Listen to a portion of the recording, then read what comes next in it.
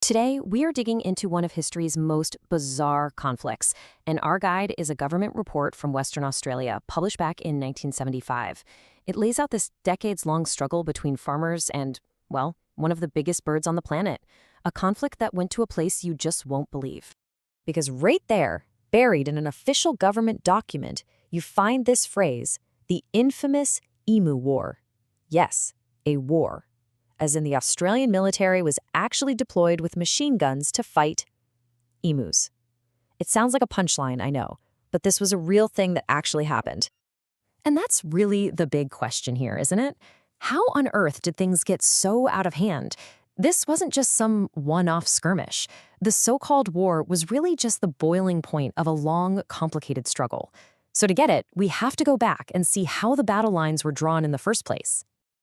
Okay, so the story really gets going as Western Australia's farmlands started to expand. You've got settlers pushing into new areas, setting up these huge wheat farms. The only problem? They were moving right into the emu's natural habitat.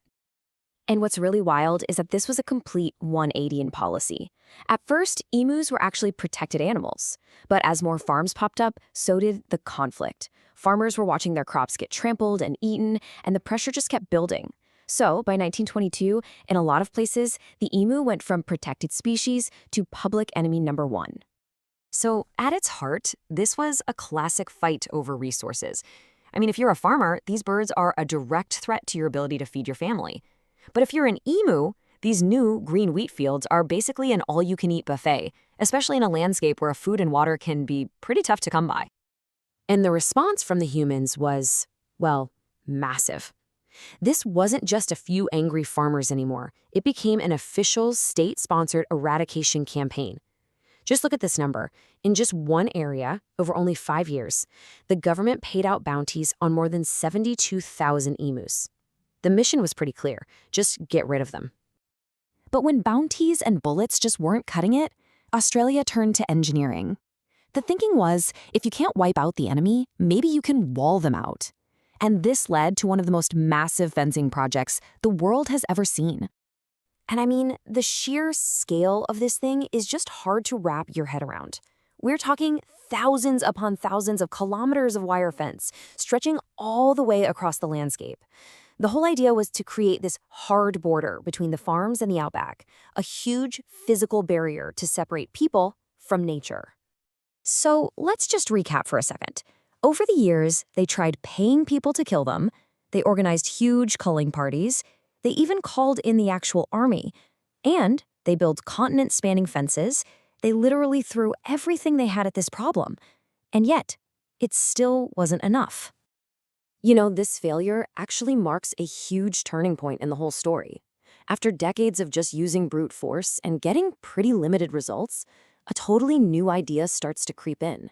Maybe the answer isn't a bigger weapon, but a better understanding of the opponent. See, the fences did help, but they weren't perfect. Emus are smart, they're persistent, and the crop damage continued. This forced the authorities to face this kind of humbling reality. Their whole strategy was based on this idea that emus were just simple pests. But they had to start asking, what if there's more to it? What do we actually know about these birds? And this is where science comes in and just blows the whole thing wide open. Researchers started actually tracking the emus, and what they found was amazing. These weren't just local birds wandering into fields. Nope, they were taking part in these massive seasonal migrations, following ancient routes for hundreds of kilometers. A static fence line doesn't stand much of a chance against that kind of dynamic natural force. And here's the key insight that really changed everything. The research showed that the emu's behavior wasn't random at all. It was predictable. They breed in the winter, and their movements are all tied to the seasons and the search for food and water. They weren't invading, they were migrating. And that one little shift in perspective changed the entire emu problem. So, all this new scientific knowledge led directly to that 1975 report we started with. After decades of what was essentially a war, it was finally time for a peace treaty.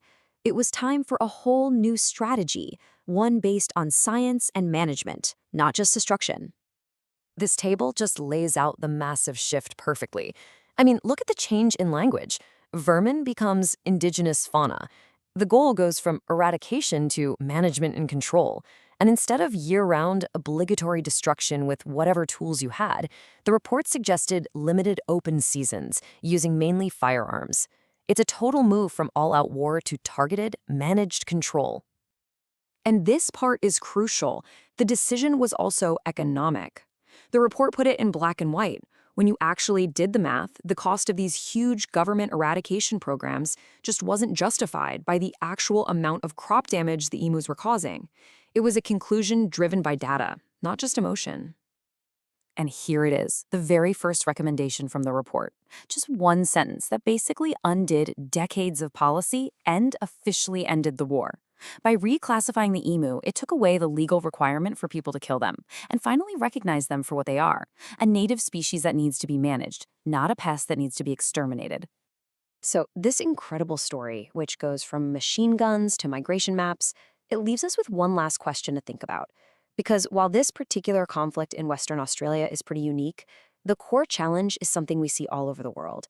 It really makes you ask, how do we balance our own needs with the needs of the natural world? And is our first instinct to build a wall, or should it be to pick up some binoculars and just try to understand?